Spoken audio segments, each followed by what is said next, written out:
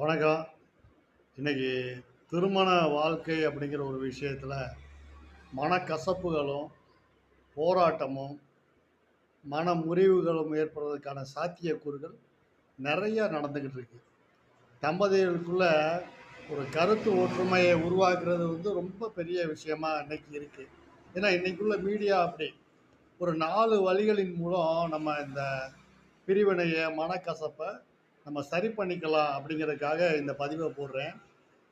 முதல் விதி என்னன்னு பார்த்தீங்கன்னா, லக்னமா இருக்கட்டும், இல்ல சந்திரனா இருக்கட்டும், ராசியா இருக்கட்டும்.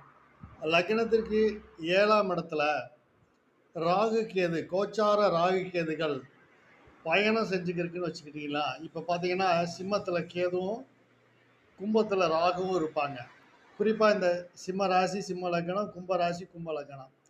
இவங்க இந்த லக்னத்துக்கு 7ல ராகு, கேதுக்கள் பயணம் செய்து கொண்டிருக்கின்ற இந்த கோச்சார ராகு, கேதுகள் பயணம் செய்து கொண்டிருக்கின்ற இந்த காலகட்டத்தில, இவங்க எந்த அளவுக்கு கொயட்டா இருக்காங்களோ, அதாவது வாழ்க்கை துணையோட வாக்குவாதம் பண்ணிக்க கூடாது. எதா இருந்தாலும் சரி, சரின்னு ஒருத்தருக்கு ஒருத்தர் விட்டு குடுத்துக்கிட்டு, ஒரு அனுசரிப்போட வாழ்க்கைய ஓட்டுனாங்கன்னா, இங்க மனக்கசப்போ, மன அழுத்தமோ, இல்ல மன உளைச்சலோ ஏற்படக்கூடிய வாய்ப்புகள மிக மிக ரொம்ப குறைக்கலாம்.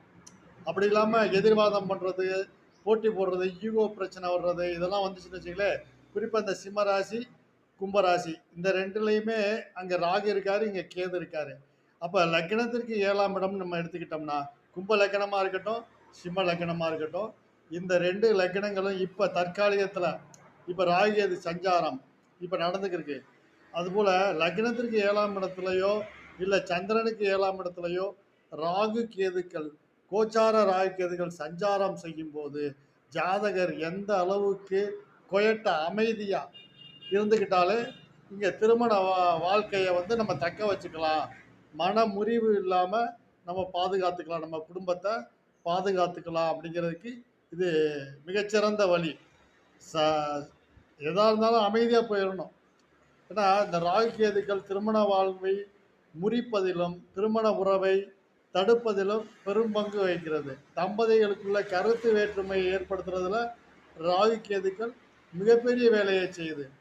குறிப்பா அந்த சந்திரன் மேலயோ, லக்னத்து மேலயோ, இல்ல லக்னத்துக்கு 7ஆம் இடத்துலயோ, சந்திரனுக்கு 7ஆம் இடத்துலயோ இந்த ராகு கேதுகள் பயணிக்கும்போது, இந்த தம்பதிகள் எந்த அளவுக்கு அமைதியா இருந்துக்கிறார்களோ, அந்த அளவுக்கு தங்களுடைய வாழ்க்கையை சந்தோஷகரமாகவும், ஒற்றுமையுடனும் நடத்த முடியும் அப்படிங்கிறதுக்கு இது மிகச்சிறந்த வழி. இன்னும் ஒரு 3 வழி இருக்கு. அடுத்த வீடியோவுல அத பத்தி நம்ம பார்ப்போம். ஒவ்வொரு வழிகளுக்கும் நம்ம